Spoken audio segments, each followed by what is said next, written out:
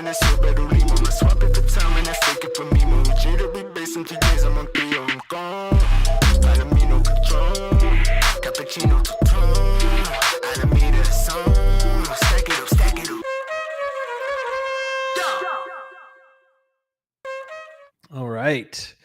We are live. You got a little echo there in the headphone. Welcome back, guys, to the pit. And we've got a special guest today. In fact, we've got two. I still consider Jedi special, even though he's here a lot. He's basically our in-house specialist. Circa, as you guys know, from the pit. Myself, we don't trade the same ways. We like to constantly be back and forth at each other. I'm on a 4-hour bull setup, and he'll have like 10 setups come in between on the 1 minute. So you may remember us from such episodes as arguing constantly in the pit. And then we've got Brian Beamish, my good friend and mentor, somebody I consider to be a dear friend of mine, helped me learn how to trade through his school at therationalinvestor.com. And so it's a pretty big deal for me to have him on here today. Very special indeed. How are you doing today, BB? Hey, I'm doing great. Thanks for the plug. Woohoo, Birdie. Yeah. Well, thanks for coming over to our stream. I know you stream every single day over there on the daily briefs, the after parties. You've got the broiler chicken show on Sundays. You're not an unbusy man. So thanks for I did a show with the Coinergy people last night too. So oh shoot, you're still rolling with Coinergy? Yeah, I haven't heard that name in a while. I was doing, when the market broke there a year or so ago, I was just doing it in-house. And as I saw the market start to bottom, I was like, we should probably get that relationship back up and running. So sort of breaking in a whole new generation of them over there. But if anything, it's really good because the gentleman who I'm working with, Joe, there doesn't know anything about TA. So it's a really great way to just sort of, be almost like a demonstration of education on the fly. And he's constantly writing notes and, I didn't know that. I didn't know that. I didn't know that, so. That's funny because he runs Coinergy, which is like the TA. It's like the TradingView 2.0, right? It's kind of like the crypto focused TradingView, right? Yeah, well, one thing that I really like about Coinergy is they've got like every single crypto market tapped. And you pull up like a symbol and they have like all the exchanges that's listed on just like right there in front of your screen. It makes it really easy to cross-reference, especially, like in crypto. And you've already got me off on a tangent here. Don't let me loose. I have a bad habit of talking too much. I'll reel you in. But you can just sit and just scroll through all of the different exchanges on one particular symbol, and you can find which one's got the most history, which, of course, as a technician, right, we want to see the most data to be able to analyze. So anyway, it was a lot of fun. And we're just sort of getting that initiative back up and running. But like you said, I run weekly shows on YouTube on the weekends, and we do a daily video, like a 30-minute market wrap-up kind of thing publicly. And then we have the after party, which is kind of just just ask questions in an AMA kind of session with site members on a daily basis. Julian's got the helm here today, so if anything, it worked well. I could come in and chat with you guys. So here I am. There you go. Yeah, and I've obviously I probably plug your guys' site every single stream I do because I always say something that because I always end up saying something or using some tool that I got from you guys, and then I feel this need to like not be a hack, and I'm just like, so I got this at TRI. I don't want to make videos about all of these tools because you guys did. So yeah, I'd probably talk about. And Jedi said that he also did the level 1 program too, right? Yeah. What was your experience there, Jedi? I beg your pardon? Oh no, I was going to ask Jedi. What's your hot take? Because you've done it. I mean, everyone knows how I feel. Brian obviously created the thing. What's your take, Jedi? I mean, obviously, I think for me the biggest thing was the discipline around recording what it is that you're doing.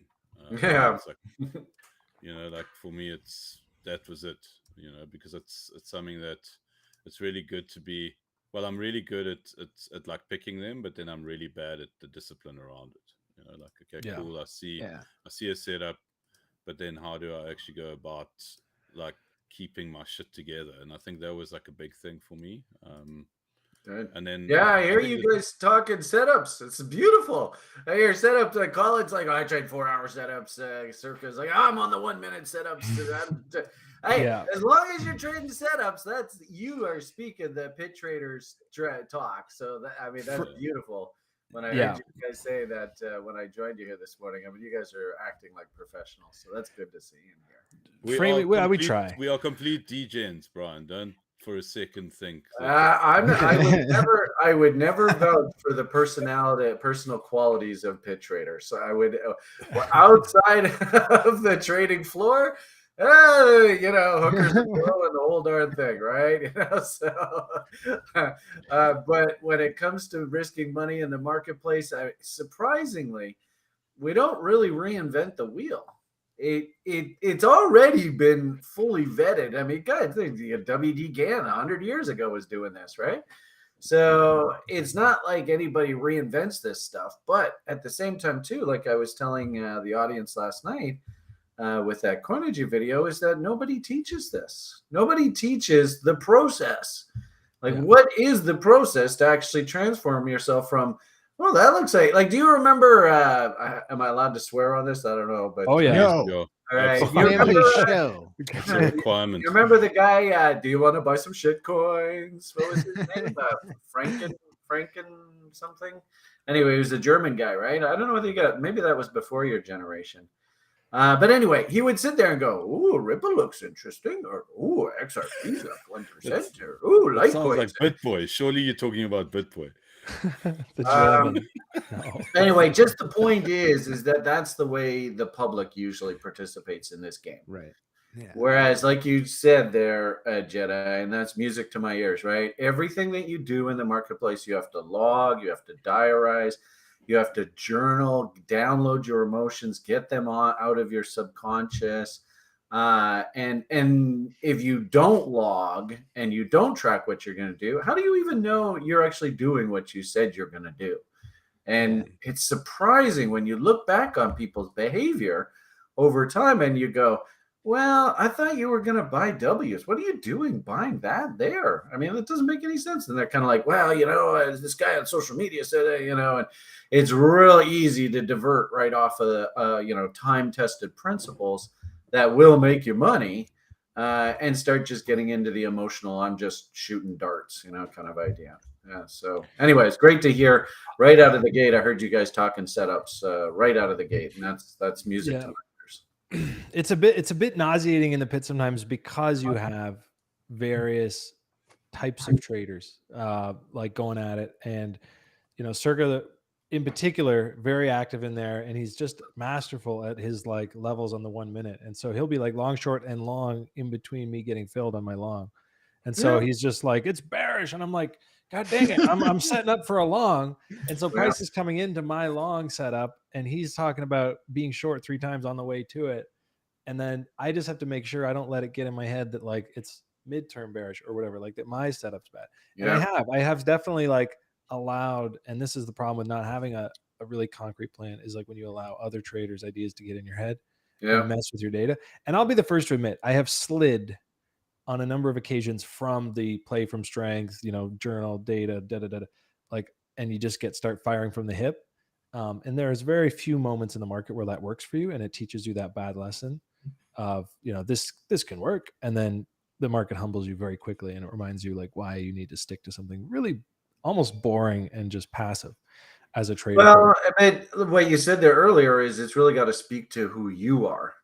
Yep. So there's nothing wrong. I mean, I used to trade, I'm sure you guys, Jedi and Colin, you've heard these analogies from me before. When I used to trade with the pit guys down in the CME, and I would say, well, I think we could shoot for 60, 70% accuracy. The pit traders, they're laughing because they live a world where they don't have price charts and a whole bunch of TA. They're just sitting in the pit barking with arms waving in the air, and like Goldman's firing momentum traders in that. Well, just the point being that and their perception is I want to be right 55% of the time. But when I am right, I ride that thing hard but that means Yeah. I'm always in and out and up and down. And when I was with them, I was like, that's not who I am. There's no way you're going to convert me into that insanity. But that's their bet. And if it works, then what the hell? But it's really got to speak to the type of person you are. I don't know whether you guys, Colin, I'm sure you remember, like I used to be a full service broker, commodities broker, options broker. I'm more of like a back office kind of guy. You know, I'll be up on the 30th floor taking orders from the guy who's on his yacht down in Bermuda kind of thing.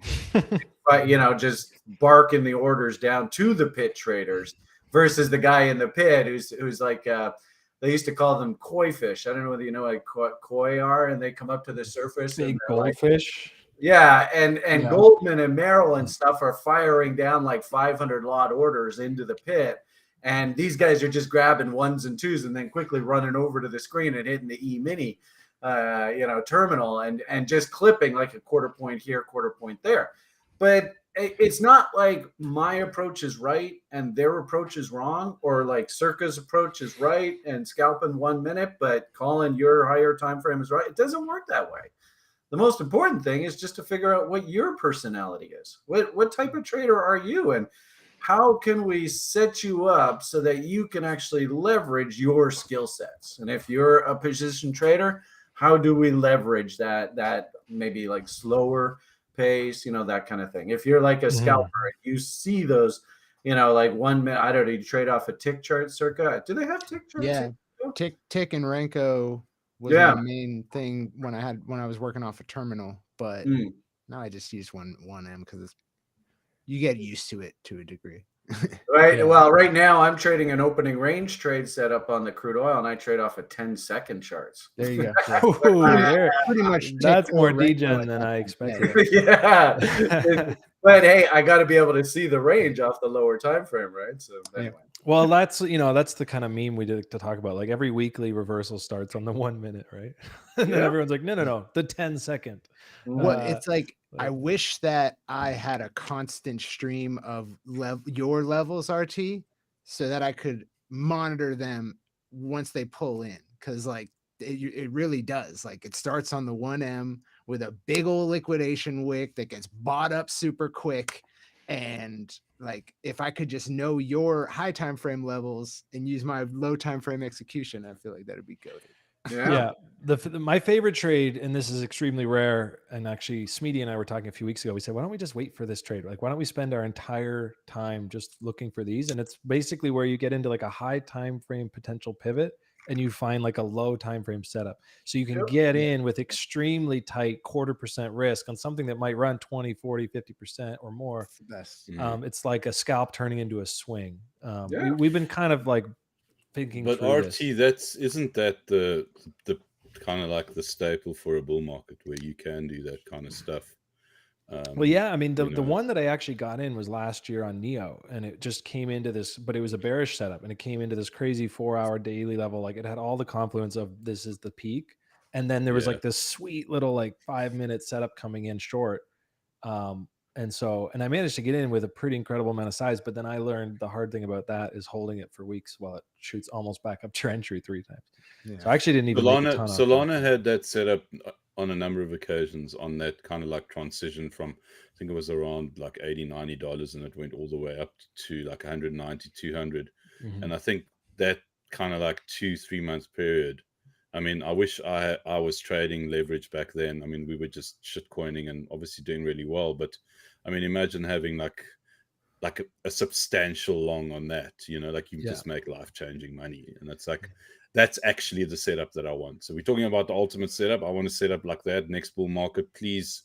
Like heading into a major and all swing. the Jedi and every other religion out there, please may I have like a 60, 70, 80% move with several million long running. That would be a beautiful thing. I know that's probably burning in Brian's ears right now. Like trying to hit the home run is like counterintuitive to like having just a well-vetted plan that works.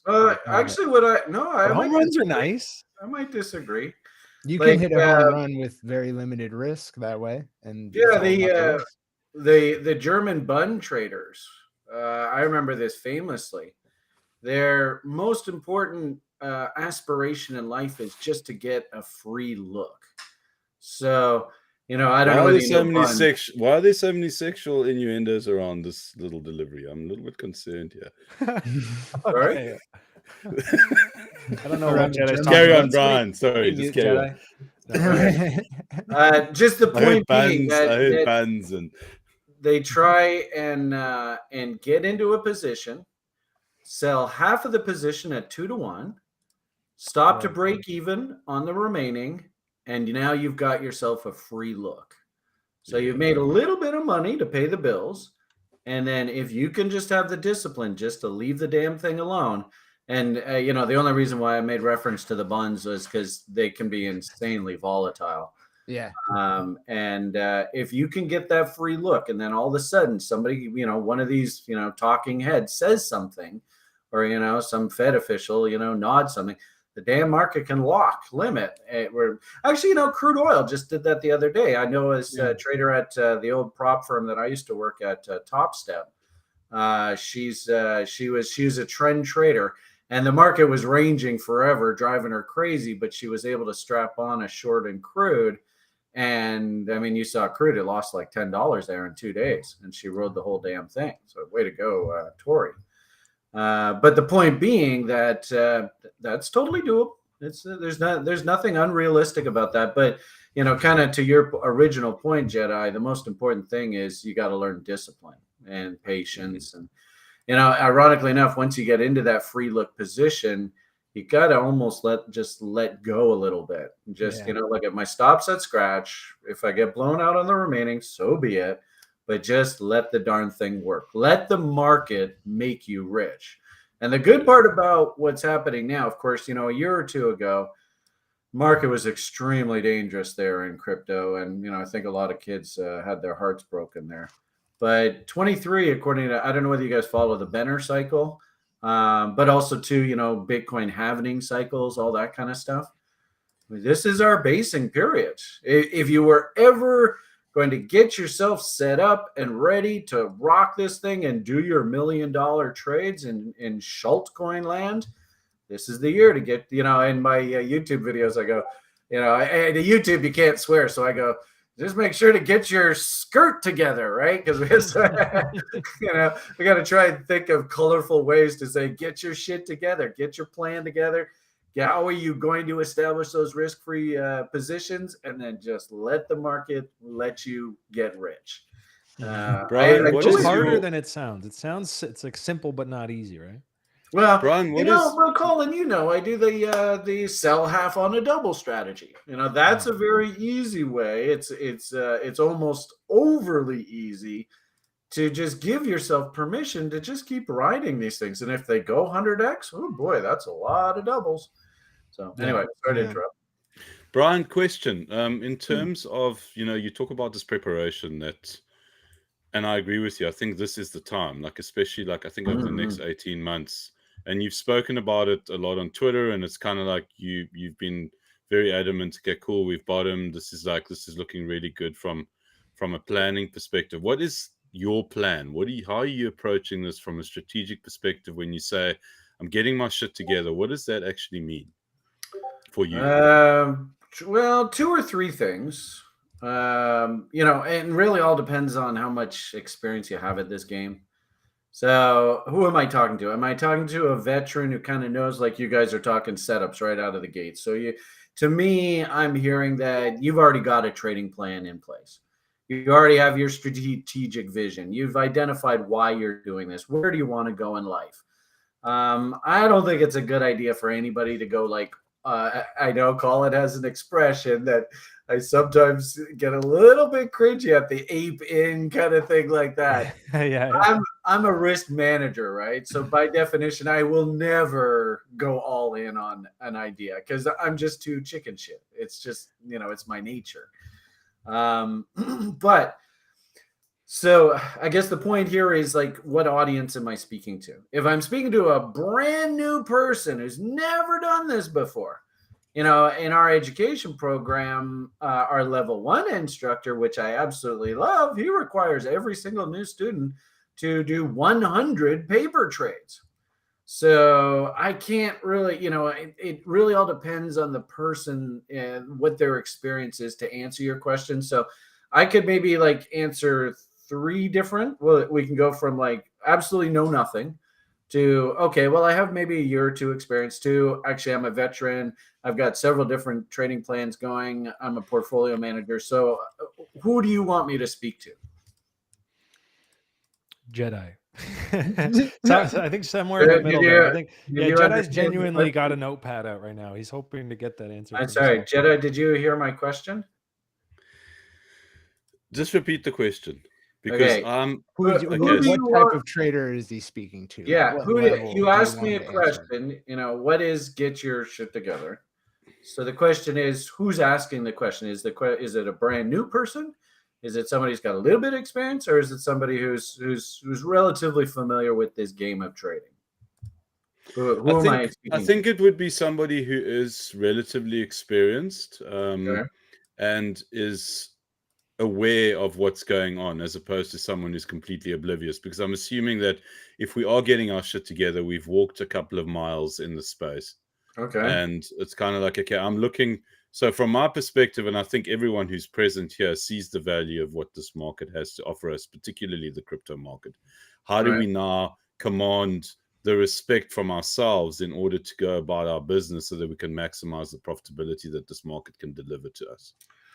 Okay, so the way I'm gonna, what I'm hearing is I'm going to give the answer to a relatively knowledgeable audience base. Okay, so please, if you're brand new to investing, there's a lot of hurdles we have to get to just to get to this conversation. Okay, so anybody watching in the audience, and especially in this Gensler world with the regulators.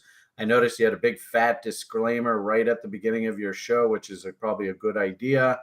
We got to be very, very careful what we say to the public here, right? Okay, so we're speaking to one who's relatively knowledgeable. I want to take advantage of this opportunity coming up in crypto.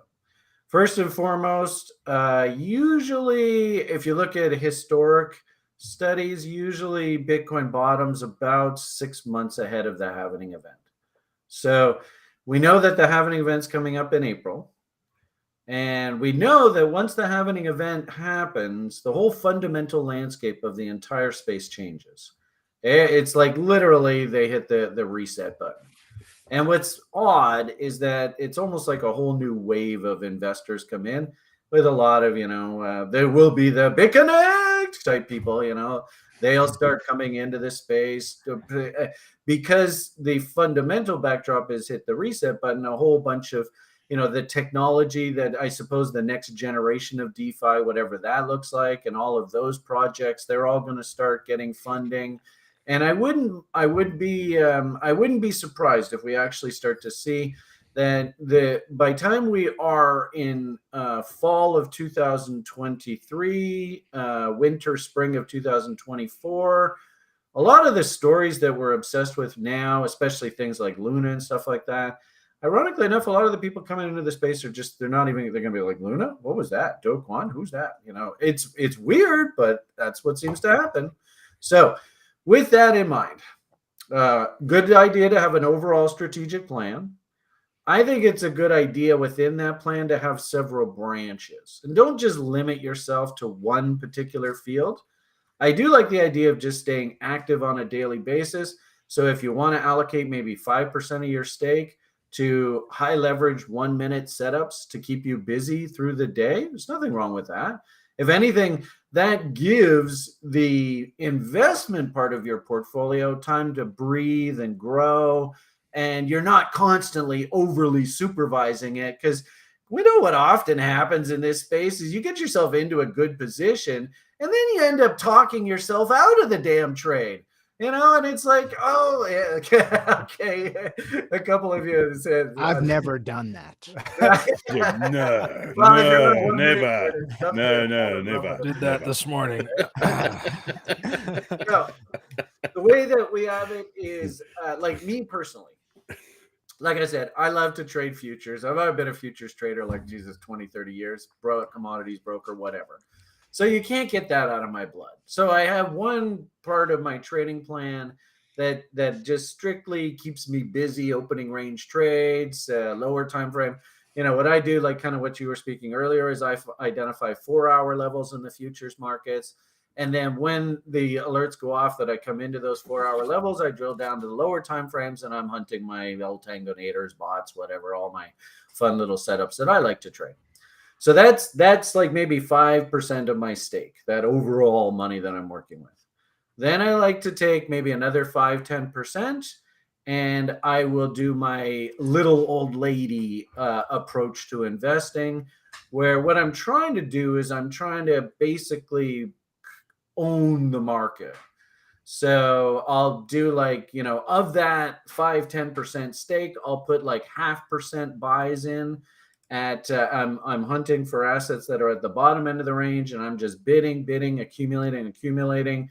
Anytime those names pop and I get doubles, out goes half, establish a risk-free trade, put the capital on the side, wait for the market to settle back down, get in there and buy the positions back. Second cars, third cars, fourth cars, fifth cars, whatever. And that's how we made absolutely ridiculous money. I did it as a demonstration in like 2015, 16 into that 17 peak. And we did it took like $500 and ramped it up to like $500,000. I mean, it was a fun little demo.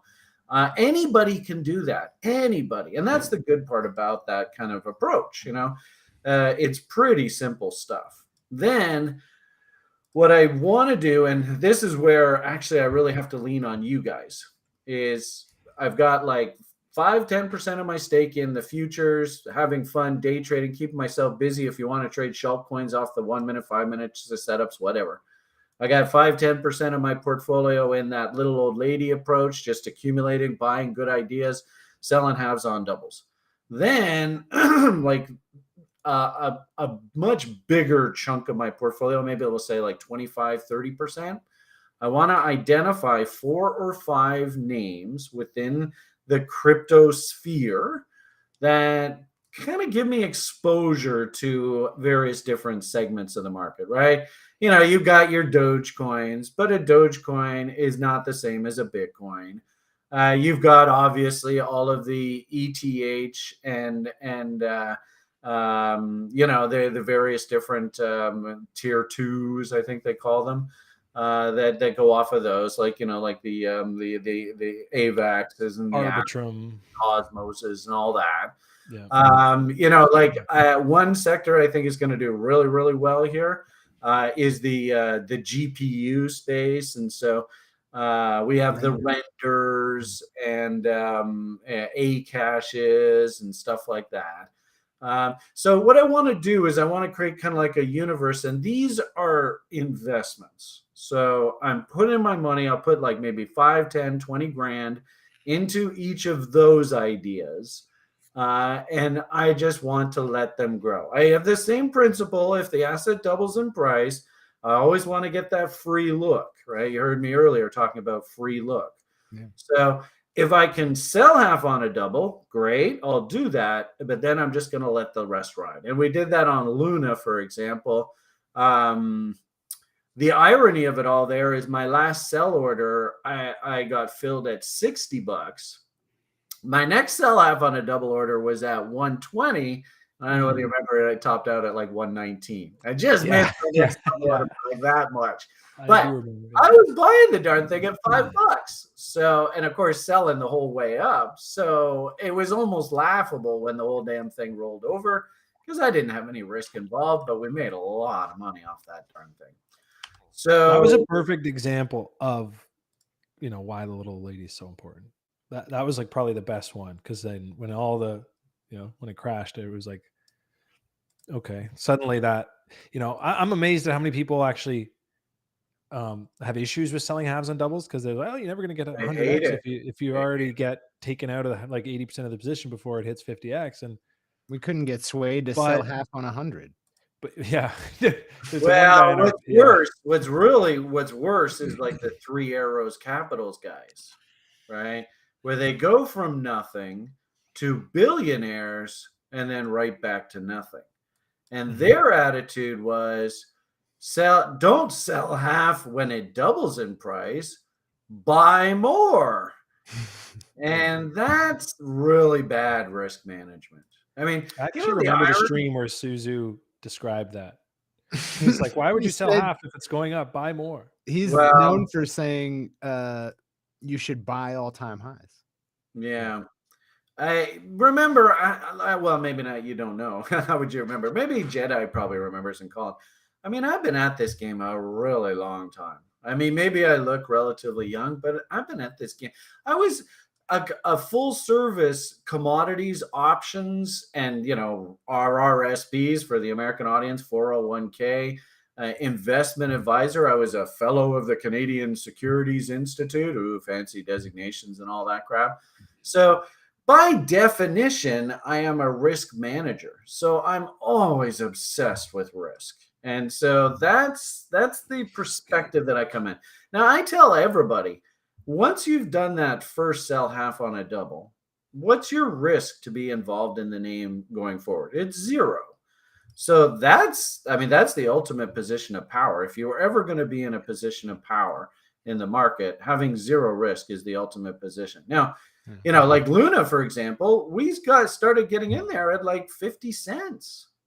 So if I sold half at $1 and the damn thing goes to $100 for the rest of it, I mean, I don't have to sell anything more after that first sell half on a double.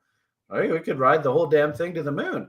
It's not necessarily my approach, but I don't know. There's a lot of people that, in fact, you know, I've been really big on chaos theory recently. So if anything, it's kind of funny because that's the gift the universe gave me through this whole sickness world, is that I actually was able to learn chaos theory. And the 4669. 4.669s, right? That's the bifurcation The level. guys in the pit are pretty familiar with that. Of all the things that I've brought over, I think chaos PRZs. Yeah, see, like in the chat, they're like QRT's chaos PRZ. For the record, it's not mine. I made a video about it because so many people asked me. I just wanted to be able to refer them to it. But yeah, it's a familiar term around here. And it's a perfect like moon target, right? Everyone you got to have somewhere to sell when it's in a crazy bull. Right. So, you know, maybe your strategies, I sell half on one of the bifurcations level is 2.618. So maybe I sell half at a 2.618, then the next one is 4.669, the next one's 8.77, the next one's 16, next one's 32. I mean, there's you could say, you know what, I'm going to sell half on a double, establish that risk-free trade, and then the next sell order I have is at like 10x. There's nothing wrong with that. Next sell order I have, you know what, because this is the market's money, I don't have any risk in it. I'm going to place an order to sell the rest of it at 100x. There's nothing wrong with that. Because again, what's your personal risk involved? Once you get into that risk-free trade, like I said, this is going back to the bun traders. This is like trading 101 from the professional pit traders, right? And we're in the trading pit right now, right? Yep. So, you know, if anything, I'd love variation of it. Yeah.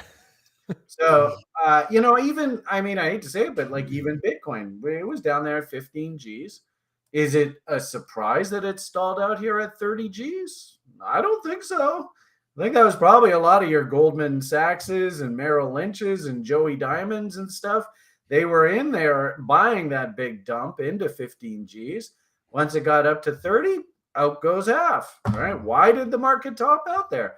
I'd say it's probably a lot of those guys were just establishing those risk-free trades. Well, the best part is that a lot of times it does come back down and then you just get it back. Well, more often than I'd like to admit, especially in years like this. Well, and that's where I come up with that concept of the reload zone. I don't know whether you've ever, well, I guess once or twice. I've got like 10 on every chart. Every stream, every chart. And the cool part about it is because, you know, crypto is technically venture capital. I think you can actually make the argument. Like I come from like the boring blue chip stock and all that, trading crude oil, you know, big contract. So 61.8 fibs. You know, there was one pit trader that I used to work with that I made relatively famous because his name in the pits was Mountain Man. So when I say Mountain Man, hopefully Colin goes, oh yeah, I know that guy. I call it Jedi. Hopefully you remember Mountain Man. 618, yeah. Right. So what I would say though, in venture capital, it actually has a propensity to correct a heck of a lot more. And so, you know, as a little tidbit for your audience, try this for fun for the next little while, is draw your reload zones from the 786 down to the 886 fibs. And it's remarkable how, especially in like, you know, venture capital assets, they go straight up and then straight back down. And one guy that I really respect in this space, a guy by the name of Simon Dixon, he says anytime you ever see Bitcoin correct 80% in price, that's a no-brainer. That's an absolute no-brainer. And every time it has corrected, you know, at least 78.6, it's usually a pretty good time to be a buyer of Bitcoins. You know, If you can zoom out enough and take out the leverage and not worry too much about the low time frames, 100%. Definitely. But you know Simon, right? I mean, he's richer than all of us put together. So he doesn't need to be trading off a 1 minute chart. That's a waste of his time. Yeah. You know who's another big fan of the 88.6 is Gunny, who's one of the show regulars over here, and was a market maker in Chicago as well. I think you might have met with him, Robin Dan from Hxro. But he often talks about the 88.6. He's like, dude, if there is an actively developed coin, like where the team's still building, they're still growing, and it's down to this 88.6, he's not really a trader as much as like he's just observing the market while he's doing other work. And he's like, yeah, I'll load the fuck up on that quote. Yeah, Load the fuck up at that 88.6 and just hold it. As long as like there's not some crazy emission schedule or all this other shit, but a few little metrics on top of that. But yeah. Well, and you know, half of the reason why I built the Rational Investor and I do all these interactions with the public, you guys are way smarter about like tokenomics and all that kind of stuff than I will ever be. So I know the process, but I like to lean on you guys for, okay, is this just a load of fluff, this story, you know? So kind of like, what was that fancy word you just used there? That was some, you were dropping some alpha there. What did you call that? emissions. Token emissions. Yeah. I mean, the sad thing is, for the fundamentalists in the group right now, we are just getting thrown under the bus by this meme season, which is very uncomfortable. As you go into this sell and may walk away, summer doldrums, seasonal windows, as well as, you know, Pepe and all this shit running crazy. You know, throw your fundamental analysis to the wind. And it does feel like midterm end of days right now to me. And I can't kind of shake that despite, you know, only having really long setups from these range lows. But yeah, I was talking to my buddy about it the other day. He's just like, you know, it's kind of an insult to the fundamental researchers in the space who just spend so much time looking through it. And then, you know, but then like Pepe coin goes. Do you understand though that is a function of the cycle? They always say the shit rises last. Yeah, I said that on stream the other day. I was quoting you on that one. Penny stocks, you know. Yeah. And of course, remember, I was a VSD. I don't know whether you guys know what the VSD is, but that is like the most venture cap exchange in my country. I'm in Canada here. Actually, Colin, you probably remember the VSC. Yeah, I bought one penny stock on there. Okay, so the point being that I was a VSC broker, and I learned a lot of the stuff that I did trading from VSC floor brokers. And, you know, the small cap, the garbage, it always rises last. And usually what it is the guys that did their fundamental analysis, they bought their good quality names, you know, when things were kind of sketchy in the market, and the crap is just doing absolutely nothing. They go and make a bunch of money in good quality names, kind of like Bitcoin's doubled in price here. So, okay, I'm up a bunch of money. All right, let's go have some fun now. And let's edge out to the end of the risk curve. Yeah. Right. But I think more importantly, though, as professionals, we have to understand, number one, this is actually a really normal function of the market. So that if it is a normal function of the market, then that means that we should expect this to happen. But also, two, it's a warning sign, you know. And the worst part about it, of course, is that the public comes in and they Google Pepe coin. What's this? Oh, this must be the next generation's next Bitcoin or whatever, right? Next Doge, yeah. Yeah, and they have no idea what the hell they're getting involved in. So the orgy circle jerk continues on for a bit.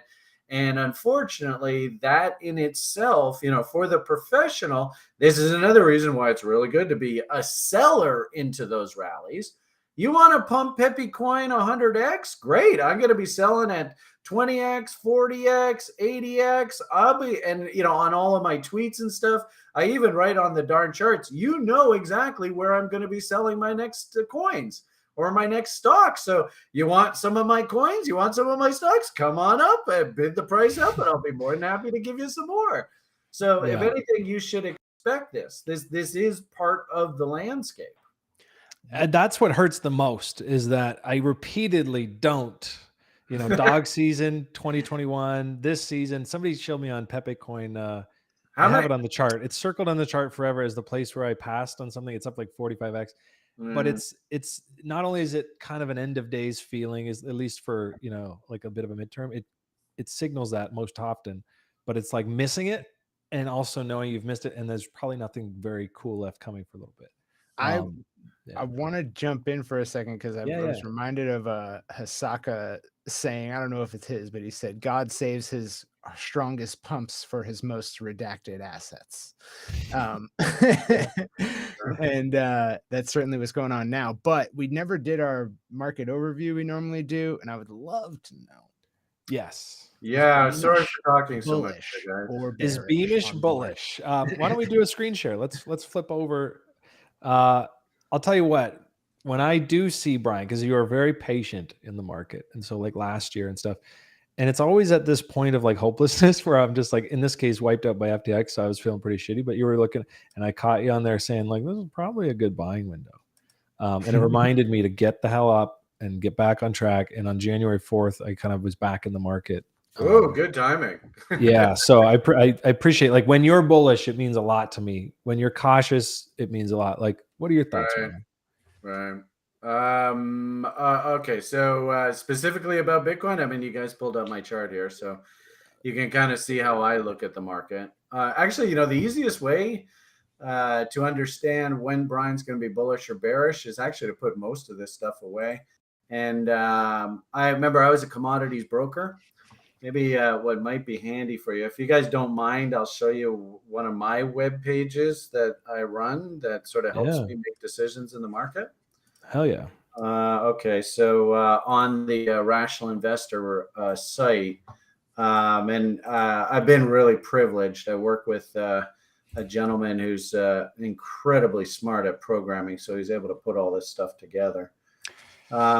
But this is our crypto page on the site, and I follow a concept called breadth for short-term timing. So don't worry too much about this up top here. But as a commodities broker, I used to run actually a service. I used to call it the Weekly Commodity Trend Survey. And really all it is just simply asking, where is the asset relative to its 52-week range? So I want to try and buy down markets and sell up markets. So if the market is near the 52-week high, it's going to get a relatively low score. If it's near the 52-week low, it's going to get a relatively high score. And then just use a simple momentum system. And in this case, really simple, just comparing two moving averages, a fast moving average and a slow moving average. And then the two put together, how close are we currently in price to that 50% level, which is sort of like the return to the mean. Here's AVAX, for example, is the top name on our list right now.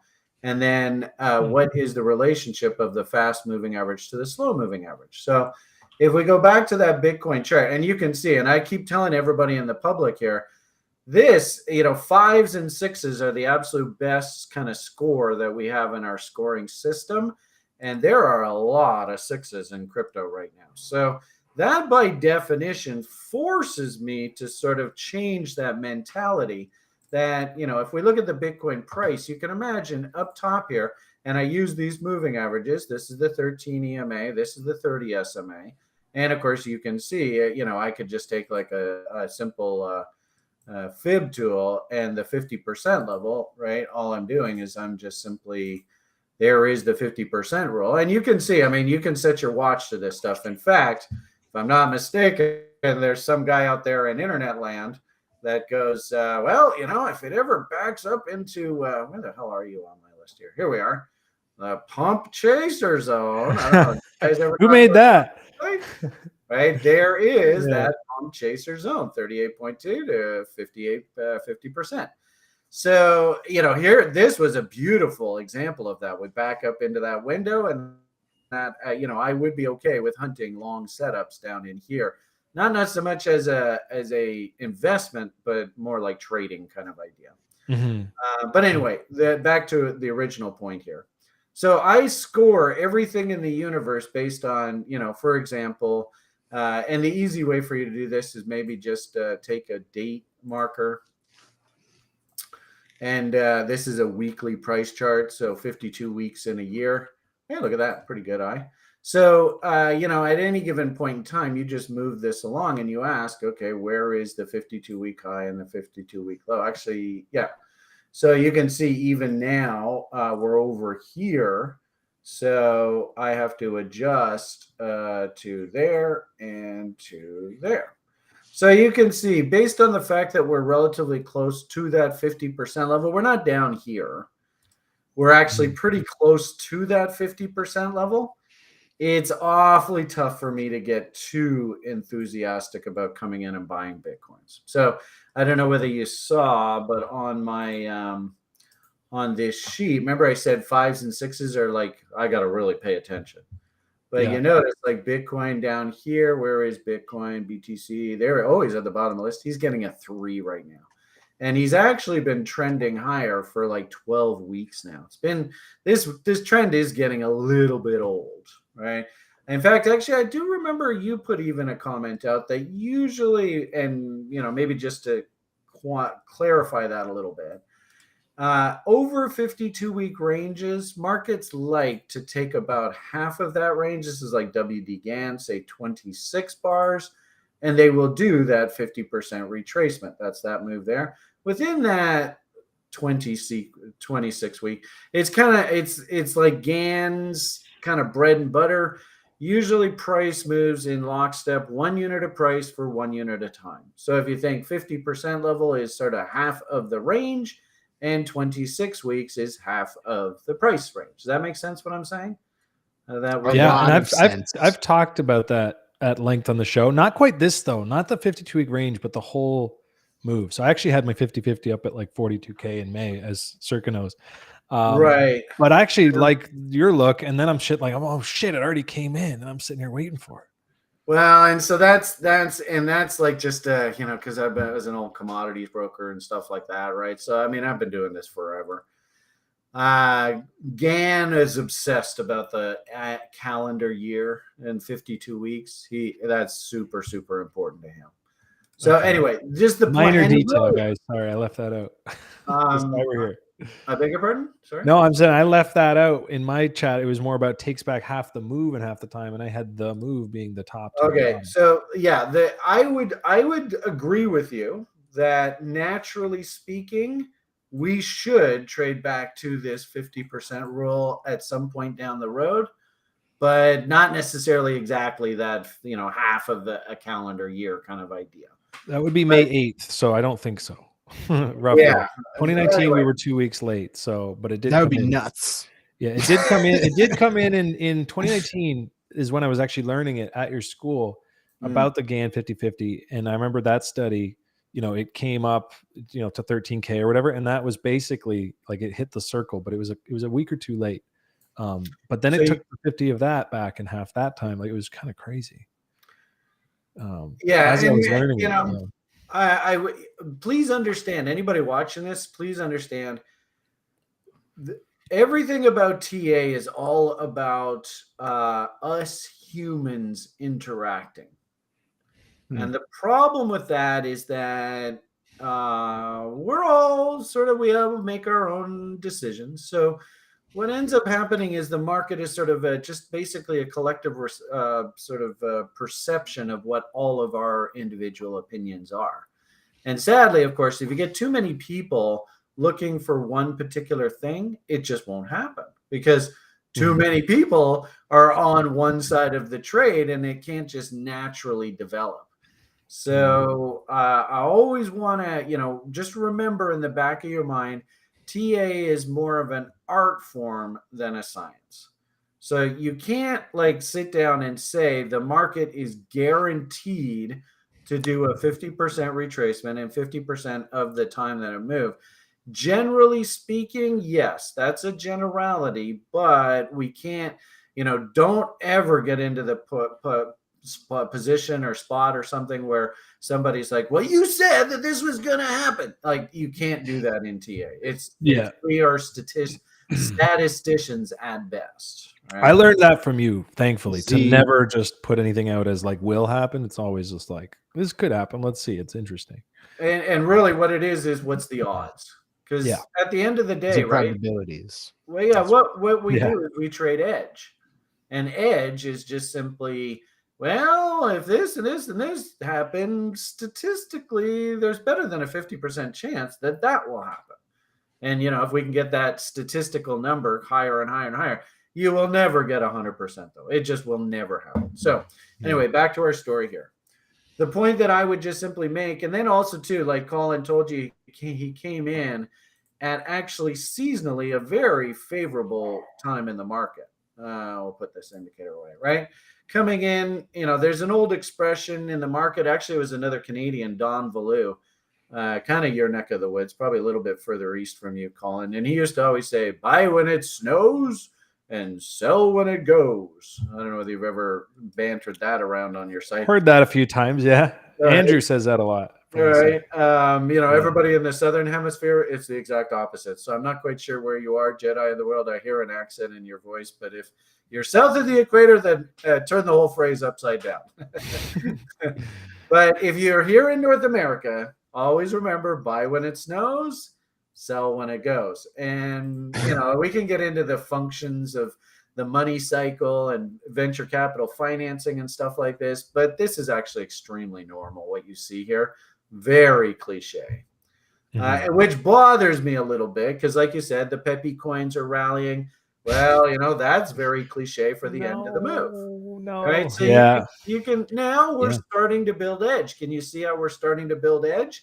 I can't really come in and justify buying the 50% level. I have to, my trading plan is I either buy extreme low ends of the range or I sell extreme high ends of the range.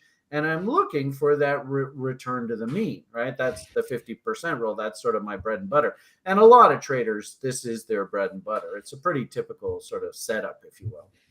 So that's the backdrop that we're looking at. Remember, I showed you the page and how the 13 EMA crossed above the 30 SMA a while ago. So that was back here. And of course, this is your seasonal bottom. You should all look at this chart and say, well, gee whiz, there's a letter of the alphabet down at the bottom here.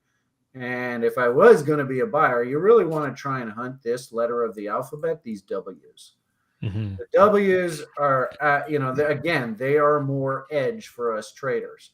This W here, it usually produces a desirable result about 60 to 70% of the time. It's not 100%, but it's 60, 70. If I can add in the fact that W's work about 60, 70%, then I can do something like a fib study, and we did reload zones. Remember, this was that March sort of panic dump through the sickness. But if I throw on my reload zone, we remember Simon Dixon says if this thing ever corrects 80%, it's a no-brainer. All right, so now I'm starting to build in some more edge.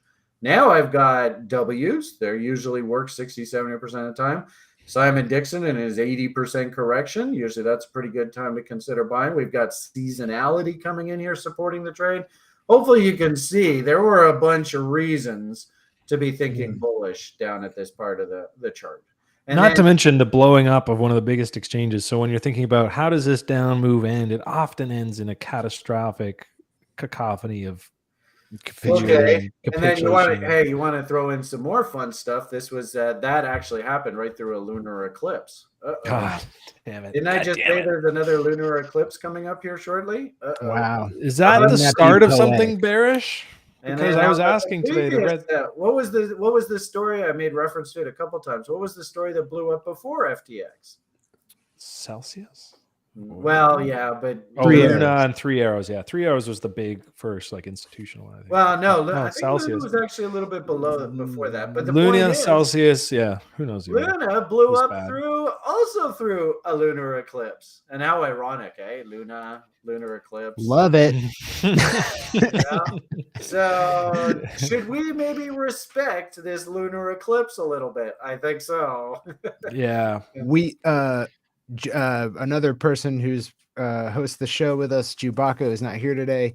Me and him had been talking about this Pepe rally being like, top signally, and we Yeah. looked a lot at total and total 2 to kind of identify like where's the crypto native amount of money, and then we should deviate that, right? Like we should get the normies to come in for a second and then drop it to hell. Well, And that's exactly. kinda- So your Pepe is sort of that tell. The normies are coming in. Right? Yeah. They have no idea. I mean, when it comes to Bitcoin, there's only one valuation metric I use, and that's cost of production. And I can absolutely guarantee you at 28,000, we're nowhere near cost of production. So I might make the argument that, Bitcoin itself, if you were a fundamentalist, you'd be like, warning, warning, warning. All of our technical talk. I mean, keep in mind, this is a weekly price chart. And actually, I like to do most of my analysis off of the weekly price chart, kind of like what you were saying earlier. If we can identify higher time frame levels, then once we come into those higher time frame levels, then we can start drilling down to lower time frames. And there were some killer long setups down here. And, you go through all of the altcoins down in this bottom part of the range when they're spitting up 5s and 6s. Woo-wee, there's some really good looking deals out there. And, I was joking with you guys. I didn't know whether you wanted to have this conversation, but this was one of our huge winners. This winter is this, and I don't even want to say the name. It's just too rude. I mean, what? One might argue that this is the hallmark of venture capital. This is why we play this space. And oh, by the way, I'm long from reload zones and double bottoms down here. And of course, selling the whole way up, selling. Yeah. So, Yeah, get out. Anyway, back to our Bitcoin conversation. I just like to see you shitcoining, to be honest. That's because that's not even on a centralized exchange. Are you on Uniswap now? Like, are you starting to move on chain? Because I remember. Yeah, well, you see what get Mr. Substitute drama teachers. Have you seen what's happened with these people that don't really understand capitalism? Yeah. That are getting involved in the market here? They're gonna basically outlaw crypto ownership for us like Canadians on centralized exchanges here. It's really close. Yeah, I'm about to get kicked off Bybit, and that's the latest one. It's kind of like this whole, removing leverage as a tool is actually harmful for some people who know to use it, right? Like you're saying, okay, here's this super volatile asset. It goes up and down like mad, and we're going to remove your ability to short hedge, to buy puts, like whatever else. It's really asinine, and it's an overreaction to FTX. Obviously, it's like, where were you guys for that? But then also you're coming in with this nonsensical shit. So I'm hoping they'll have an exception that gets built in someday, maybe for institutional. Well, I do think that accredited. this is an interesting conversation unto itself, right? What are the motivations of the 1%? I thought it was interesting the other day. Altruism. Yeah, sure. Philanthropy. Yeah. So are they, and also too, this is an unregulated market space. So are the 1% operating slightly nefariously to sort of protect their nut? With the CME boys who run futures markets, which will be sort of the institutional way to hedge their portfolios, would they prefer to make it illegal for citizens of their respective countries to operate on anything other than their monopoly controlled platforms? I mean, yeah, that's capitalism 101, especially in sort of venture capital. I mean, you saw the guy who was involved with that FTX, right? With that.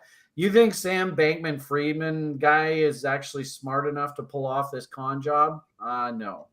I don't know whether you know the guy who was actually sort of his puppet master, but he was a guy who was involved in the poker space. And he built like platforms where people would come on and think that they were playing online poker, but they actually had software where the guys that were playing against them could actually see the cards that people were playing on. I mean, that's how. Oh, that was one of his legal counsel, right? Yeah, well, he was a director of the company, and those are the people that were really driving the bus. Unfortunately, Yeah. I think SBF, he's probably gonna be the fall guy, and he will take the most heat. And frankly speaking, I don't even think he understood what kind of. Let's not go down that road. Just all I'm gonna say is that when you start asking why certain jurisdictions are so heavily controlled, you have to understand that there are many different players going on here, jockeying for control position. For instance, in the 1930s, they made speculating in gold illegal by the public so that they could fix the gold price. And then, sadly, the European banksters actually just basically stole all the gold out of the U.S. vaults in the coming years. And it was all pre-planned. So there's that. And then, unfortunately, we always have to remember that governments and government agencies are always slow. They're always late to the party. They always overreact, especially, like with the Fed. We always say they go too far, they do too much, and they end up just breaking things. It's just what happens. So these government bureaucracies, they're huge in size. I watched the SEC do absolutely nothing through the whole 1990s bull market, and it was stunning how corrupt all that was. And you guys, you probably watched The Big Short and all that kind of stuff. I mean, they were totally asleep at the switch. And then afterward, all of a sudden, oh, well, we're the big regulators and we're going to come and, make things all right. Man, they often actually they end up doing more damage than good. But the thing is that, mom and pop are coming in and they're buying Peppy coin right now. They're going to lose their shirts. Then they're going to cry foul. And, they're going to call their member of parliament or their House of Representatives. They're going to call their congressman, and they're going to be like, why didn't you people do something about this? How could this possibly happen? Right. And then the politician's going to be like, okay, fine. Ban crypto. That's it. Are you happy now, constituents? Does that make you happy now? And then that's the way politicians operate. They always are operating through the rear view mirror. So, and not always with logic or rarely. Well, and you might argue that would there be such a crackdown if we didn't have the FTXs, if we didn't have the Lunas? And this is what drives me crazy. And I'm sorry. Yeah, I know I'm supposed to be talking the chart here, and I'm just blabbing away. Sorry, guys. No, we're just open flow here. Whatever you like. Yeah. So just the point here is, it almost becomes like. There's one gentleman who was very, very influential in the crypto space. He was famous for basically buying Bitcoin at like $1. And he even took our education program. And we even had a setup on the site named after him. And he worked really, really hard in the setup. And then he started to drift away from TRI, and he started to get involved in like a really, really big shilly sort of thing with a German guy. You probably all know who I'm talking about. And it got to the point up here. Who's he talking about? Davos. I don't want to name names. Okay. No, they're curious, but anyways, yeah. Anyway, if we can go back to the price chart. Up here, I heard them publicly saying things, and this is a bread and butter concept. You saw this little tool. Actually, it's a big tool, but sorry, that's terrible. You saw this tool that I had on the chart here earlier. This identifies what's called divergence. And divergence is sort of like our hack. As secret traders, it's our hack for identifying when we're walking into trouble. So through this period here, and in particular, RSI is a very popular tool to use in this space. Here, I'll just get rid of this other stuff. To identify divergence. And hopefully you can see. Can you see how RSI here was making lower highs and lower lows, even though price was making higher highs and higher lows? Do you see that? This, kind of like we're seeing Pepe coins rallying, this is a major warning sign. Major warning sign. Something is not right with this. And yet when I went onto the public, I heard these people saying, technical analysis doesn't matter. Indicators don't matter. Just get in there and buy and you will make a fortune. And, you can see what the end result is. And it's tragic. So, in a weird sort of way, when I was at my old prop firm, they all got really angry at me for leaving the sort of professional trading world and coming out into this sort of the public world and going on this crazy mission. Oh, Brian wants to change the world and educate you guys and all that kind of crap, right? Well, this is a really good analogy that I jumped up and down and pulled my hair out. I mean, remember we were talking about fog and bombs earlier, right? In chaos theory. You could make an argument that once we hit this 4.669, I even heard you made reference to it, so this level. Once we hit this level, you should have been like, oh my goodness, I got to ring the register and just walk away. Can you do that? Can you ring the register and just walk away? A lot of people can't. Unfortunately, trading turns into almost one of these like drug addiction kind of things and this is why we plan and we, vet our setups and we log everything that we do, is we have to get the gambler out of our psyche as humans, right? And we have to approach this in a professional manner. When we hit that 4669, you should. And I remember one gentleman, you remember Kevin Kavarkanator on the side? He was going on and on and on about this 4669, yet nobody in the public would listen to us. So, I mean, it's really the tricky thing is when, it came into that level, and in retrospect, you can look back and say, hey, anyone selling up here right this minute looks like a goddamn genius. But in those weeks as it came in, I mean, that's a weekly chart. There was months where price traded above it. I mean, and it's very, this is the process of your top, right? Where fundamental analysis goes right out the window. And you hear a guy barking about, well, the most advanced miner in Bitcoin right now has a cost of production of producing Bitcoins of like $10,000. Here we are at 50, 60 G's. What are you people doing? Don't you understand value? And exactly what they said, what came out of their mouths, Collins, because you've heard me say it 100 times. They said, thanks for the sound analysis. I will consider that.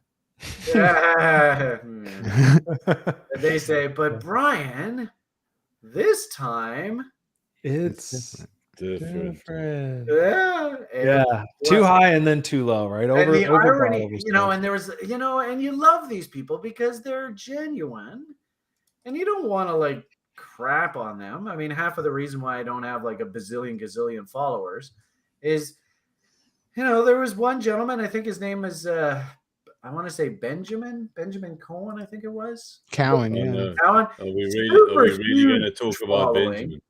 On-chain analysis, and he's going, no, but this time it's different. No, and I thought he sell that first peak. I'm pretty sure he got out of the market. We have a Cowan enthusiast in the house here. So that's a reference. You have a Cowan. So I might have gotten that off, but I do remember one time in particular watching one of his podcasts, and the words came out of his mouth, and I literally said to my community, the moment you hear somebody say, no, but this time it's different, the moment you hear somebody say that, that's got to be a Pepe coin warning sign to you. Does that make sense? Yeah, makes a lot of sense to me personally. I think I couldn't have picked a better set of confluence arguments for kind of what I'm looking at. So thank you. Okay, so yeah, I mean, all of your audience, write this down. And the irony of it all is that, Colin earlier, he said, well, I got kind of, so I was bag holding or whatever, in the last, I mean, just remember how many years, in 35 years, how many of these cycles do you think I've been through? One or It's a two. lot. Yeah. I mean, we know the Bitcoin cycle is like 4 or 5 years, right? Well, Couple to tree. That's like like it. 7 of these damn cycles I've been through. So, maybe the first 3 or 4 that you have to go through, you go, oh, Jesus, when am I going to learn? I mean, and maybe it takes some people, and they're the really lucky ones, they pick up on this stuff really, really quickly. What I just simply tell people is you're not allowed to buy up markets. You're just not allowed to do it. You can buy down markets, right? And that's what institutional players do. And the funny thing is this stuff is universal, right? Just even these previous things. If you do nothing more, but just simply say to yourself, look, I'm only allowed to buy when the asset comes back down into this crazy reload zone. Even if you bought through here, you had to go through a bit of pain here, but you notice price got back up. It just, you didn't participate in this part of the market. Same thing here, right? As long as I force myself to participate in the reload zones, and this one, hell, you got a hell of a gift. Actually, that Kevin guy that I made reference to, he forced himself to come in at that 88.6 level right there. I mean, talk about a killer trade. I remember the day I was in the members lounge and there was a lot of commotion, and he was like, "Oh, I got my fills." Well, and the crazy, what was going, and this is a really handy little tell for your audience. Write this down. What was the reason why Bitcoin dumped on this candle here? I don't know whether you guys can remember this or not, but I'll make it easy for you. Did it have anything to do with Bitcoin itself at all? No. No, it had nothing to do with it whatsoever. This was, shouldn't we debate mortgaging our futures of our kids before we go print off a whole bunch of money? And then all the politicians go, oh, shut the fuck up. Just give them the money. Give them the money. And then there was a guy that actually publicly came out and he goes, I'm going to sacrifice my life to save capitalism. It's like, you got to be kidding me. When these people have gone absolutely crazy. So that in itself is a really, really good tell. That if you ever see the Bitcoin price, if the Bitcoin price is dumping because of some sort of scandal in Bitcoin, okay, maybe cool your jets, right? And just let that stuff settle out. But this dump had nothing to do with Bitcoin whatsoever. And the whole damn market was tanking, right? Mm-hmm. So the COVID crash. Yeah. And I've heard 10 different theories about what exactly caused it. My trigger was, I was already feeling uncomfortable because I know on the site we had seen some bearish stuff up at the top, and but my trigger that week was when Trump announced the ban on the European, like the border for COVID. I was like, yo, shit's getting real. And that was for me. I just went and sold all my shit. And it was like maybe the night or day before that crash.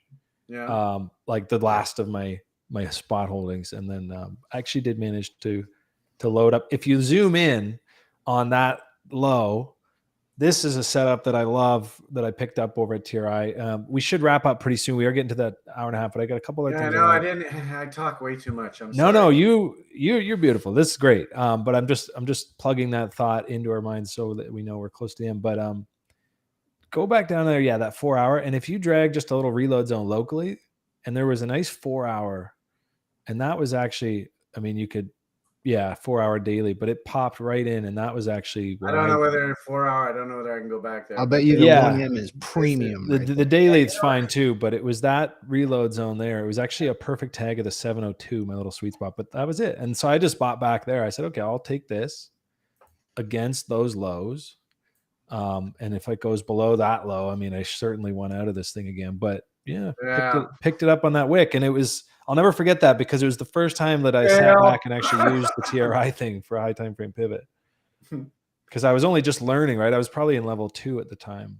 Yeah, that was a wicked entry. Wicked. Yeah, so well done. Congratulations. It aged medium well. But I'd also say too, we always look for multiple reasons to consider taking a trade, and I love candle body lows for trade location.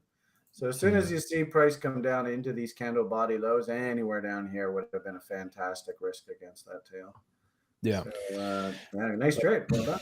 Look, go ahead, Jedi. Just a question that seems to have come up a lot. I mean, I even asked this question. I actually interviewed Cantrin Clark Ryan yesterday, and kind of like this correlation that has revealed itself, particularly over the last 12 months, and the relationship between Bitcoin and traditional finance markets. And I mean, I know that this is kind of like a strange question to ask, because at the end of the day, from a TA perspective, it kind of answers the question in itself. But I wanted to get your opinion regardless, Brian. What is the relationship that you're seeing at the moment between the S&P 500 and gold, and whether Bitcoin is more correlated between, either one or the other, or is it just kind of moments of both?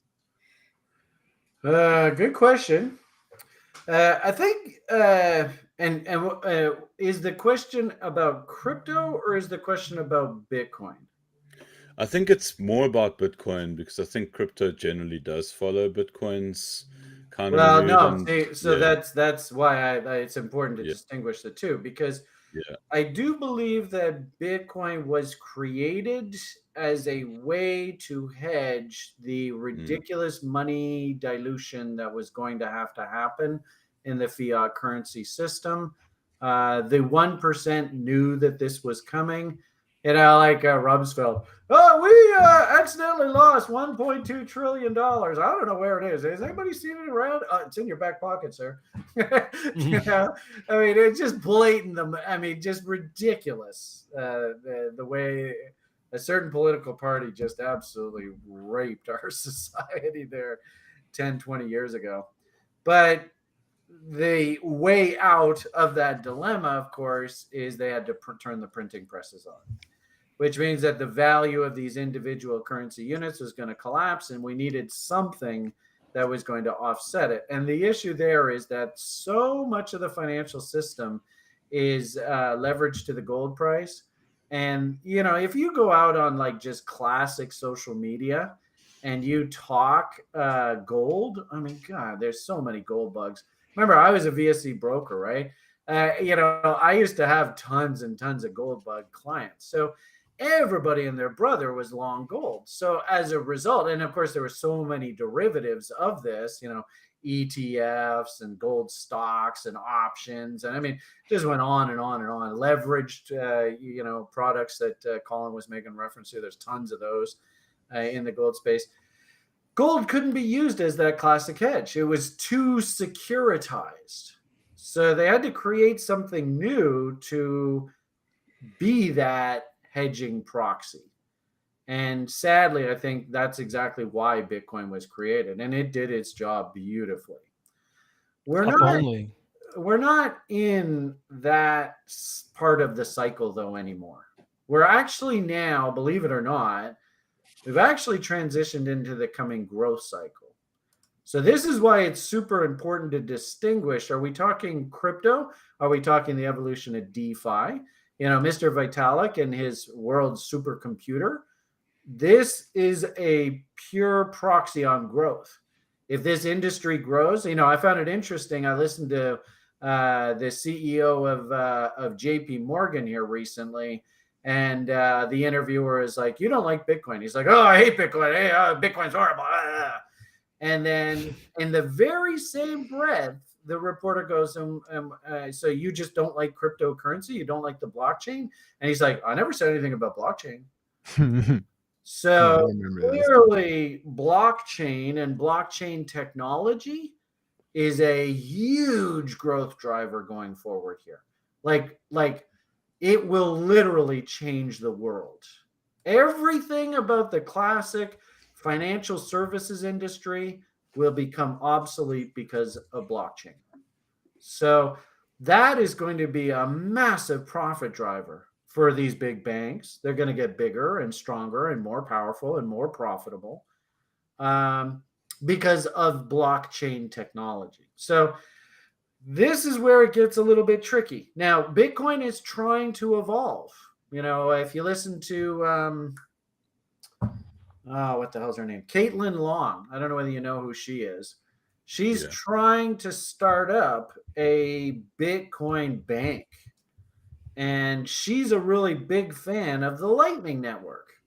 Now, if Bitcoin can morph into the Lightning Network, then it can be a proxy for growth. That Lightning Network can get bigger and bigger and bigger. You get economies of scale as more people buy into this Lightning Network system, and they just abandon fiat currencies and they just use the Lightning Network to transact.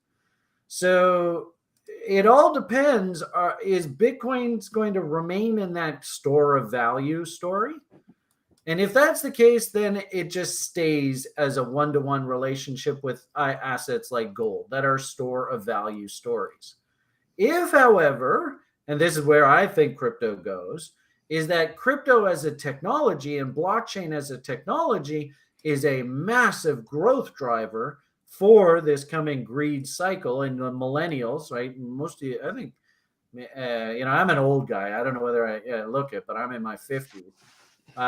But like Colin, I think, would you call yourself part of the millennial generation? Would you say you're a millennial? Early ones or late ones? I don't know, but I think I am. As Circa, you kind of look millennial-ish. I'm 14 years old, sir. He's a Zoomer. Okay. Anyway, the point being that we're actually heading into their growth cycle, just like the baby boomers through the 80s and 90s. That was their growth cycle. So we're heading into, like, I could see Colin. If Colin keeps his nose clean, he is going to be a captain of industry by the end of this cycle. I can see it coming. I mean, I just had twins, by the way. I don't think I'm going to be moving up in the world here. I'm going to be moving out, but we'll see. Okay. I'm just kidding. No, I'm kidding. I appreciate it. I'm actually talking more about your personality. I mean, Colin, I have to say, he's one of the nicest, sweetest. He is, if anything, he is the poster child for what Canada really wants the world to know, right? I mean, he's told me that yesterday in the pit. They're like, bro, you're so fucking Canadian. All right. So just the point being, it's because you're a gem, dude, and Canadians are generally gems. So dad, so Canadian. How I feel about you, B.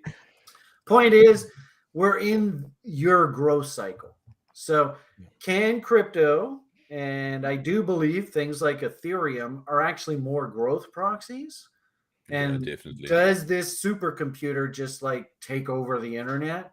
And everybody in the world is using maybe DeFi, or maybe, like, hell, I wanted to buy this C pool the other day, and I was fighting. Like, I actually do most of my investing now through my ledger. So I'm like completely off exchange, and I try to do everything DeFi, and it's still very early in the infancy of this. And if anything, probably addressing those inefficiencies, if ETH gas fees were like to do the trade were like $70 or something, and I only want to put like $500 into it, so that's like a 10% fee.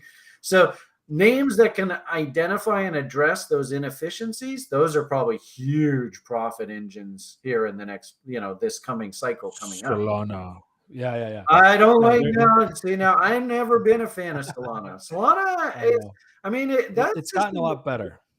This system broke a few times, and centralized authority has to come in and literally, I've got to hit the reset button. So sorry, folks, we got to.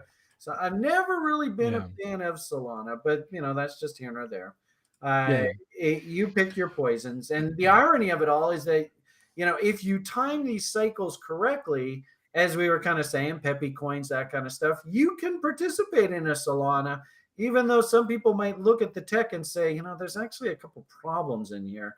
You can still make a lot of money. I remember watching guys on YouTube videos just saying, just super uber bullish about Solana. And sure enough, if you traded that, you made a ton of money.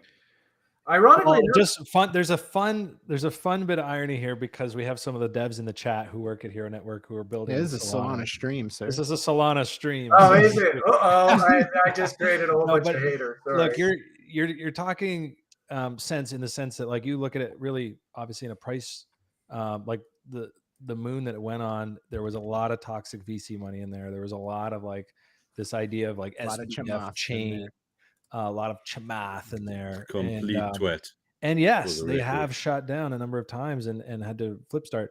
I will say this, I'm not a dev, but I will be the defender of new tech. And I like when people go fast and break stuff kind of stuff.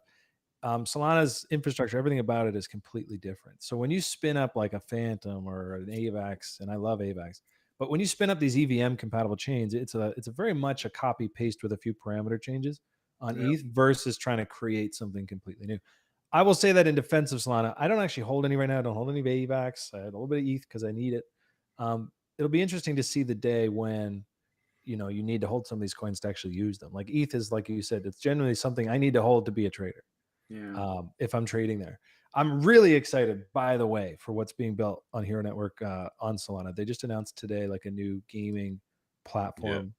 And to say Well, gaming, I think it's Big like gaming. code for gambling, but I that's will- coming up on there. So there, I wouldn't sleep on. I'm going to say I wouldn't sleep on Solana. It's What almost I- like well, when what I people would call it dead, definitely get interested. One thing I've absolutely seen, and then the question ultimately here is, are you here for the technology or are you here to make money? And I can absolutely tell you, if you are here to make money, this next 6 to 12 months is the window to get in.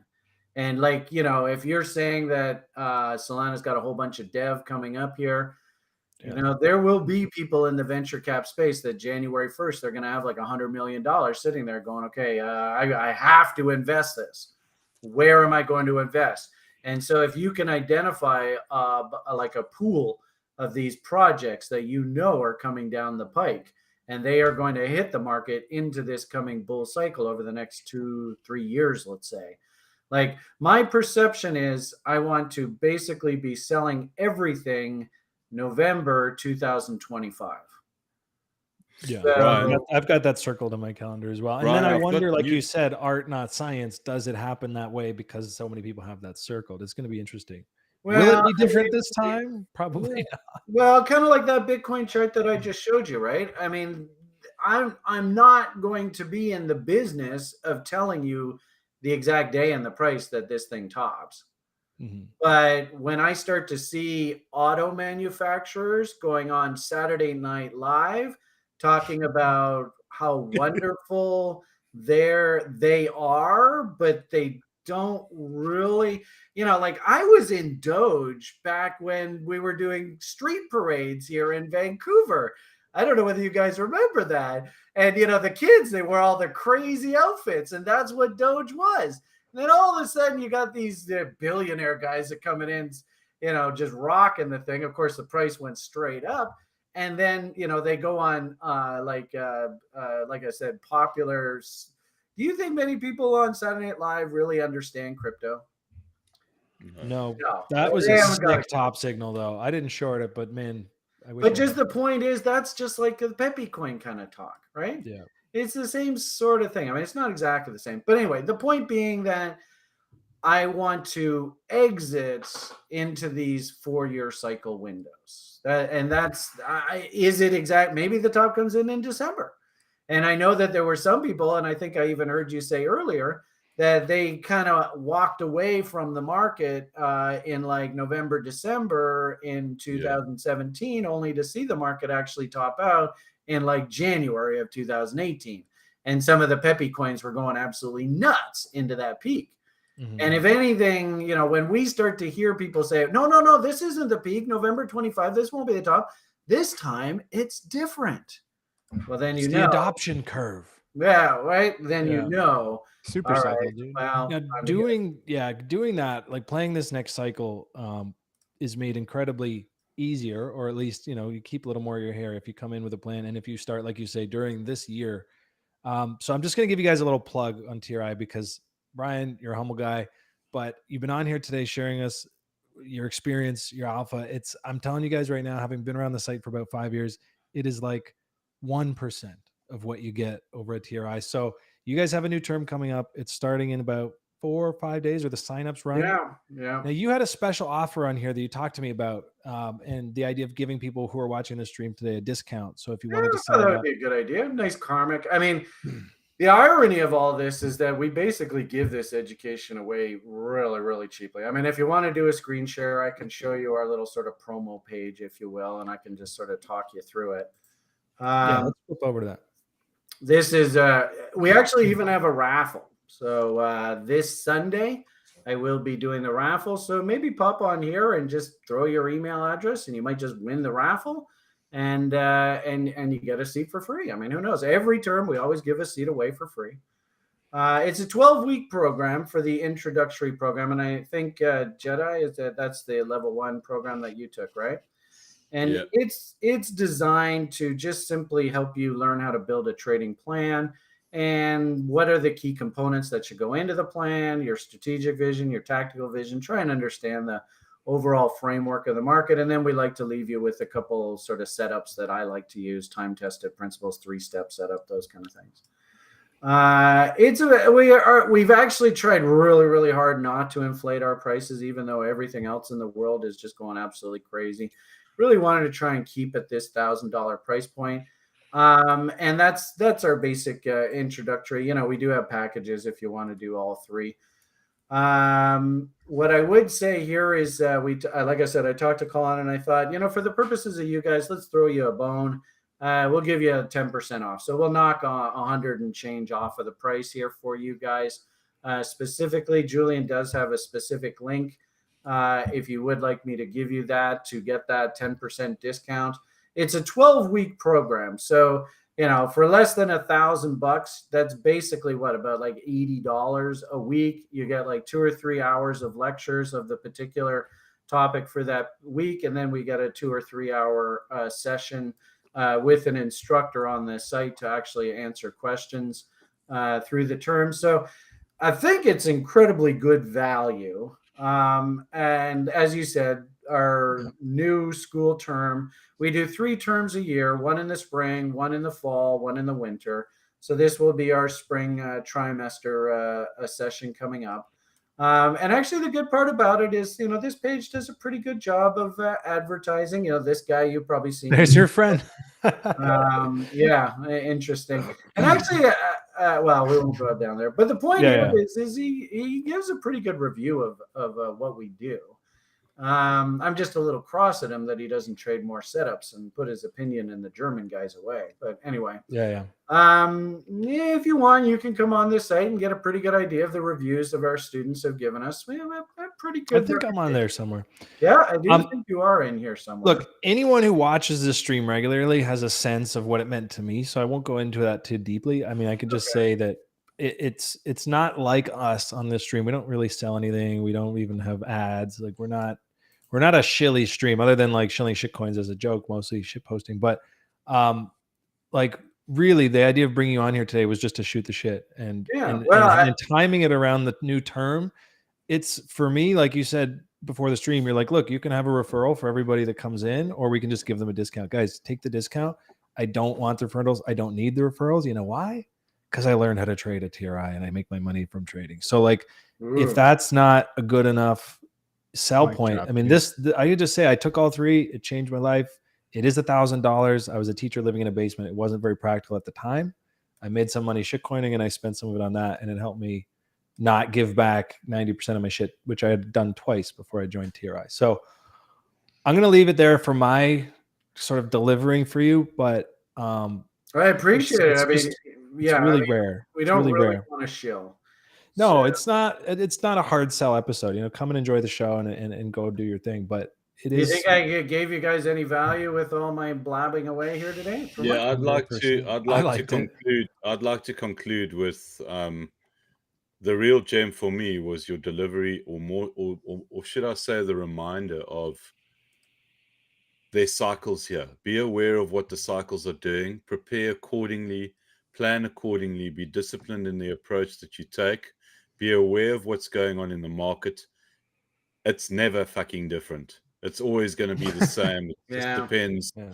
It just depends on how much attention you're paying to the whole thing. And then the final thing is, Brian, just in terms of the DeFi context of things, do yourself a favor, sir.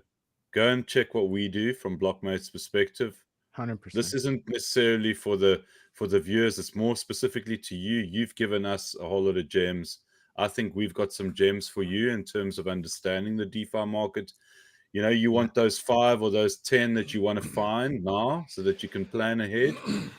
I promise you 80% of those 5 or 10, they have been written about, or they will be written about in the Blockmates. And if anything, what I'd like to do is turn this around, and can I invite you, Jedi, to come on TRI and give us a presentation of what you're saying? Wow, dude, that'd be awesome. Yeah, Brian, when Yes, you were please. saying the VCs are going to have 100 M's to throw into the market and these new Oh, they projects, will. I They immediately thought of will. what Jedi does because he's out there scouting all of those new projects that, Right, that haven't right. gotten. Yeah. Well, and Blockmates is one of the few other sort of crypto kind of companies, entities that I'll talk about on stream a lot because it does really exude the same kind of I don't know, principles that you do at TRI, which is like not necessarily here to make money off of everybody who's coming here. Like Blockmates is free. It's free content. It's excellent content. And it's like extremely in depth, like how to figure this shit out. So when I have somebody come to me and they're like, hey, like what's crypto? Like, how do I figure it out? I mean, I don't send them to your long blog posts about the DeFi stuff, but you guys have some really great 101s too. So it's a great educational source. So it's a nice 1-2 punch. TRI is a little bit more about like how to do this stuff. Yeah. And Blockmates is like, where should I point the hose at? Right. So if anything, what the way that I describe it to the Coinigy guys, and this is what I'm trying to do with Joe there, I am a behavioral consultant. That's like really, that. and the interesting thing You is should that, come and hang in the pit, Brian. You'll see some strange behavior. well, so for your audiences, just knowing, I have a low son who's 22 years old, who's low functioning autistic. So behavior is everything about our lives. And actually, when I'm done this call, I'm literally going to just head into the car and I'll spend the afternoon with him today. So in a weird sort of way, actually having him part of my life, behavior is critical. And that was actually, especially his first 10 years of his life, that was actually really, really good training to help me help the public. Because when it comes to grown adults, they can act rationally, normally, ethically, politely in society. Then they get a bunch of money and it's like they lose all rationality of behavior. So what I do from my decades of experience is I just lay out, look at this is the way that you need to behave to be able to participate and actually expect to win at this game. Not, oh, well, maybe I'll invest in this thing and maybe it'll not. No, actually come to the market and expect to win. That, and it all comes down to behavior. So yeah. I've been talking a lot about that on the site myself, having slipped away from. I went and watched one of your streams again the other day because I haven't had the time with the babies and all that. But I went and watched it, and it just was a wake up call for me. I got a personal trainer now, and I'm like trying to get all of my little boxes ticked. Good for you. I could use some personal training. Yeah, dude. Look, I talked to a guy. He's like, dude, stop trying to stress yourself over getting in shape. He's like, hire somebody for that. It's like an expense. It's a business expense. So I'm ticking all the boxes as we prepare for what I expect to be the biggest bull run coming up. I mean, like you said, kind of growth. He's such a bull. He is such a bull. He is my bull. Like if I was going to put a poster child for a bull, it's definitely RT. He's the bull. But more on a higher time frame chart. Yeah, right? I want to trade it from a position of strength, and I have not been over the past 6 months, really since FTX, and even maybe a little into that. Looking back, I'm like, damn, like sometimes it's hard to see it until you're out of it, and you look back and you're like, what was I doing? So I'm all for it. I'm actually recommitting to getting back in more to the site as well, and just like spending a little more time watching your briefs, hearing a bit more of like your analysis today was just kind of sobering. Like every Friday we have a guest host on our after party, and sometimes it's instructors, sometimes it's OGs. It sounds to me like we would have just an absolutely awesome Friday after party one of these weeks if you guys could come on. And just maybe put a nice little presentation together of what the pros and cons are, what you do. Well, just pros. And then, like you said, Jedi, you got some ideas that you really want me to really focus in on. I have a gentleman, the chief technology officer at TRI, and he's the guy that I actually rely on to give me those 4 or 5 quality names that we want to put 50 G's into kind of idea. He's really big on Rend right now, RNDR. I don't know whether you know that one. Render, yeah. So yeah, it's a that's- popular name in the pit. Right. So that's an example of he's done the fundamental analysis and he really likes the use case and the fundamentals. So he would be, I would love to have him interact with you and share ideas. And this is actually where 1 + 1 = 3. We can actually leverage our individual skill sets, and the end result is we all come out way better and well served. You know, maybe sprinkle in a little bit of my TA and asset management, risk management into the equation, and just give me names. Give me the ideas that actually pass mustard when you're actually talking like this is actually fundamentally a good idea versus the pithy coins, which I think is just painful. Which you can make the most off if you get them. But Are you saying I shouldn't hold Pepe? No, If you can sell Well, half don't on the hold. double, I don't really care. You know, once you Yeah. get into that risk-free position, I don't care. yeah, Right, run you it. know, Well, like, and keep look, in there's mind, the guy.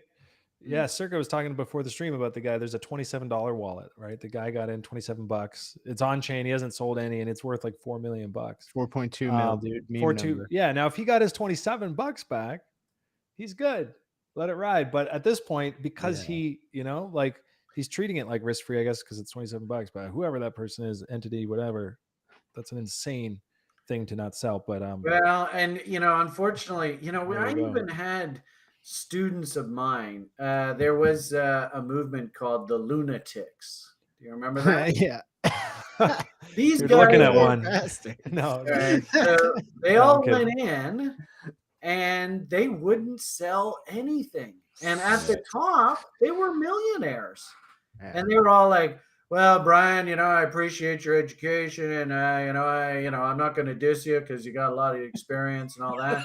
But you know, this time it's different.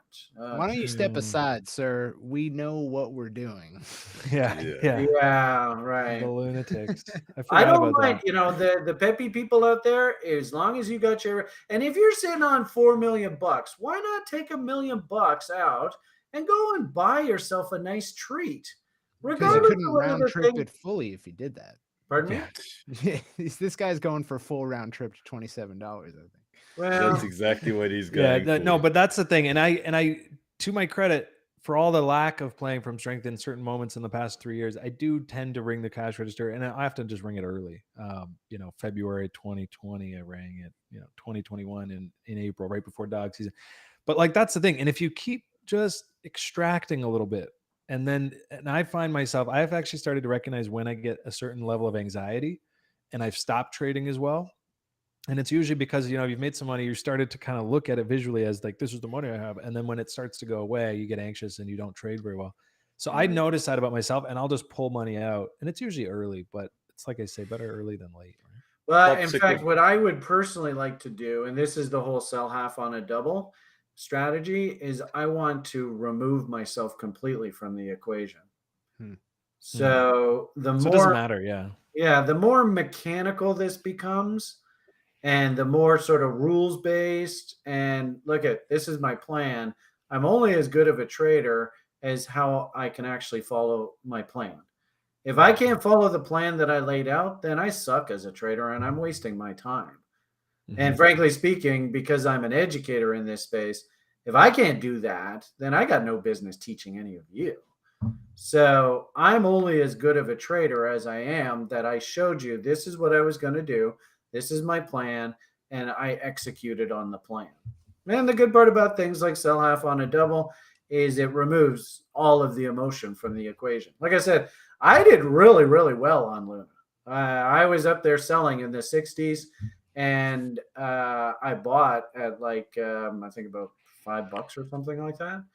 I remember that at the site. Yeah. It was right before Joe Galaxy. What's his name?